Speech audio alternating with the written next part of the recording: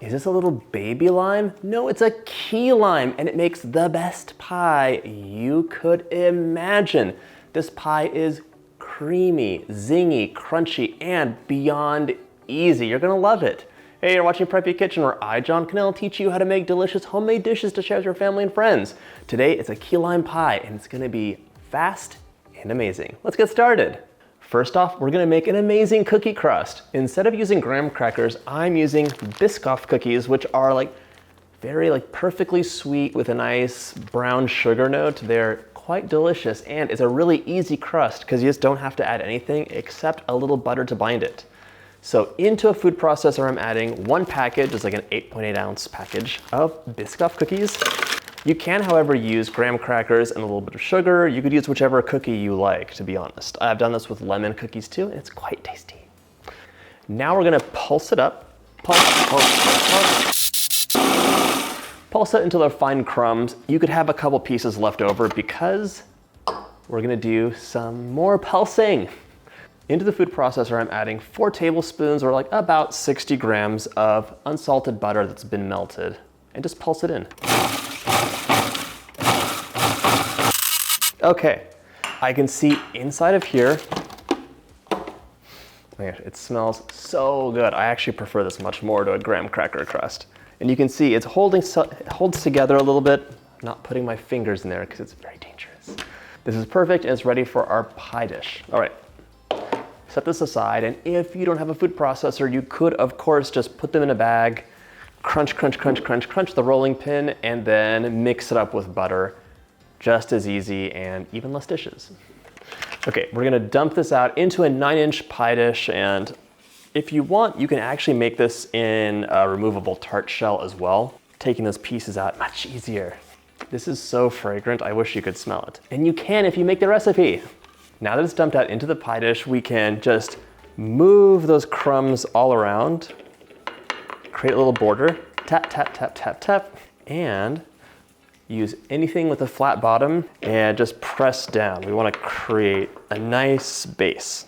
The key to these pie crusts is to use just enough butter to hold it together and to really press down, because what's happening is you're reforming those crumbs with the butter under heat in the oven to create a cohesive pie crust that'll hold together. If you don't press enough, it'll just fall apart after baking, which is no fun.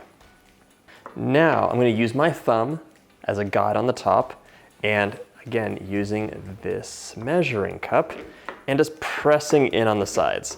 If there's any part that's naked on the bottom, we can fix that later. For now, let's just worry about getting a nice firm crust. Let's just continue working your way around. If you get a little glom of some extra buttery part on your measuring cup, you can wipe it off, and you can also just do this with your fingers too.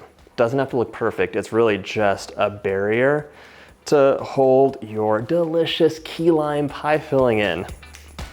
That side is formed. There's a couple crumbs on my hand, but that's okay. And we're just going to finish up by, once again, patting down any stray crumbs on the bottom. One final press, and then this is ready to go into the oven at 350 for about 10 minutes. You want to have a nice fragrant smell wafting out of there, and it'll be just ever so slightly more brown at the edge. You're not baking it to a crisp or anything, so just keep an eye on it. Okay, let's talk about the key ingredient, key limes. These are little drops of wonder, or just limes. So here's the deal. They're kind of hard to come by, and you have 2 choices. If you have a trove of key limes, make this key lime pie.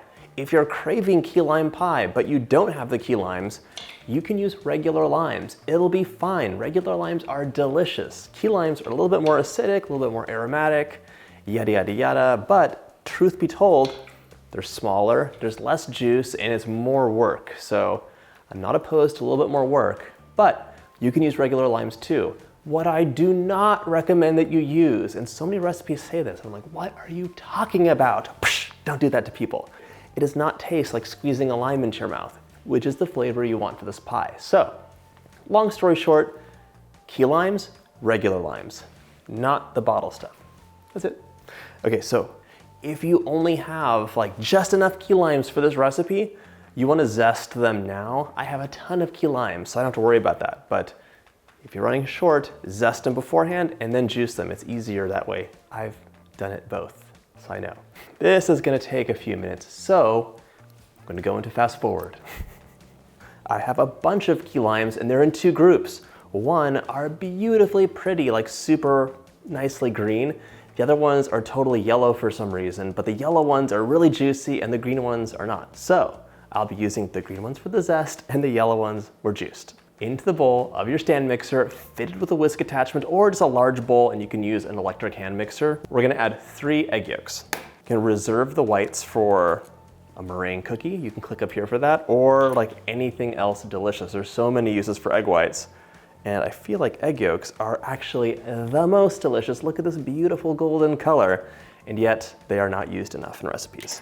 I find that using my clean hands is the best way to separate egg yolks and not break them, but you can do whatever makes you happy. Now it's time to add some of that lime zest. I'm going for about 2 teaspoons, so that should be the zest of like 3 of these little guys here. Zest that lime right into the bowl. 1 lime in. It is the most beautiful green color, and key limes, as you might know, are very aromatic. That's one of the pluses you have from a key lime as opposed to a regular lime. When you're zesting, you always want to get the skin, but not too much of the pith, the white part underneath. That's more bitter and it doesn't have those delicious, aromatic, wonderful oils that you're getting from the skin. Last lime in there, it's gonna be delicious. Okay, we're gonna whisk this on high for a couple of minutes and you're gonna get a nice thicker, light, lemony color that happens when you whip up those egg yolks. They are so amazing. So whip, whip, whip. It'll happen.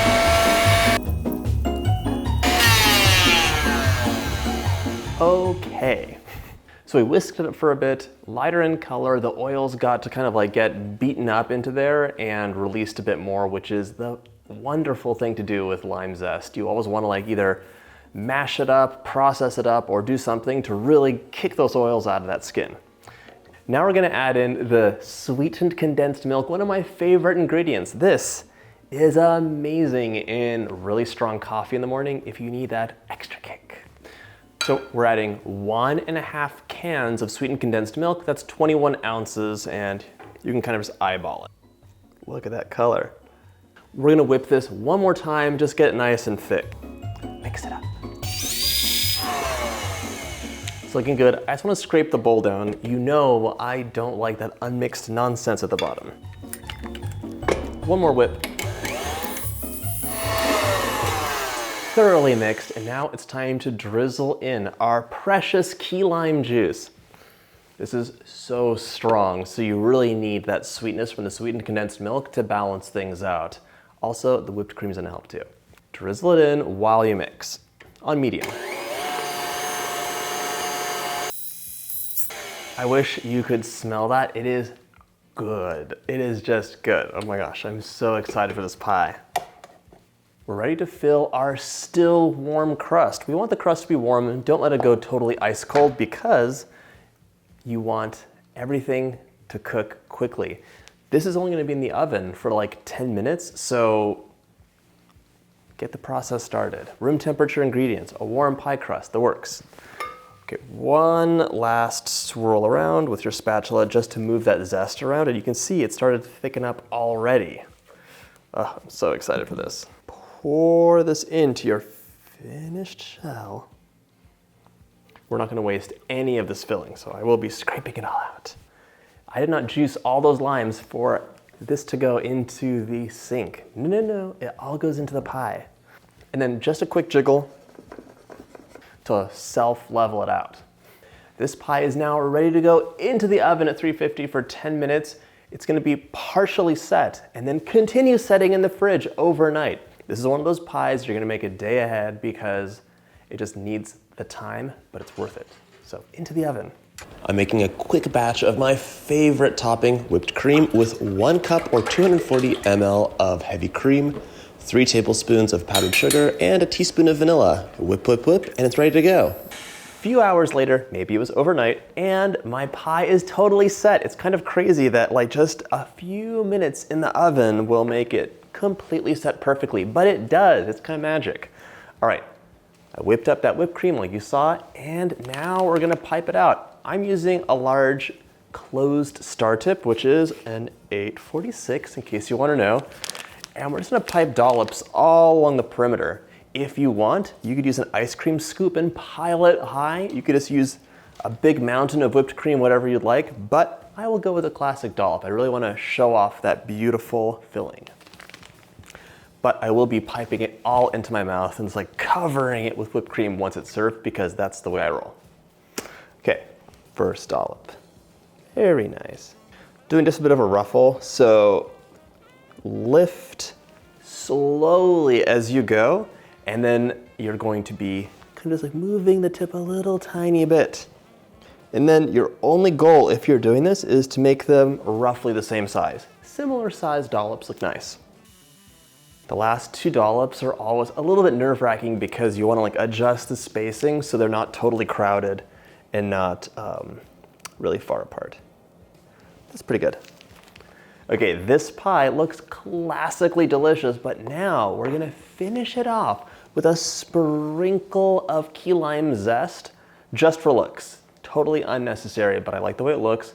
In a lot of recipes, you'll see lime wedges on top, but I am not about that, just because it's not a tequila shot. You're not gonna be like, with a pie, it's gross. No. So just a little sprinkle of zest is all you need. Lets people know it's a key lime pie, and you're not gonna have like people doing lime wedge shots. Weird.